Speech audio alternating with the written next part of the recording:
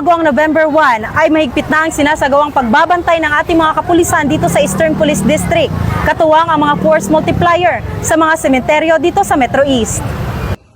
Ngayong October 31, 2025, umaga pa lang ay unti-unti nang dumadagsa ang mga kababayan natin sa mga sementeryo. Kaya naman ang ating mga kapulisan ng Eastern Police District ay nakadeploy na rin sa mga sementeryo upang magbigay ng seguridad at maging maayos ang daloy ng trapiko. May pinagbabawal po ang cemetery na kailangan kumpiskahin na bawal ipasok sa loob. Tulad po ng mga matutulis sa bagay, alak, sigarilyo, vape, at mga pampaingay po, sound system na nakaka-isturbo sa mga nag-visit sa loob.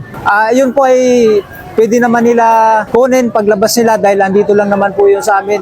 Nilalagbok lang naman namin. Makukuha naman nila pag gusto nila kunin. We guarantee their safety and security. Nakadeploy naman pong sapat na personnel. Nandiyan din po ang ating mga counterparts. Huwag po kayong mag-alala. Ang buong kapulisan po ay nakahanda po upang tugunan ang maayos at ligtas na undas po. Ilan naman sa mga kababayan natin ang natuwa sa pagbabantay ng ating mga kapulisan? Mas magandang 31 pa lang bumisita na kasi maluwag pa kahit pa paano hindi ka masisigipan kung may mga kasama ka mga bata.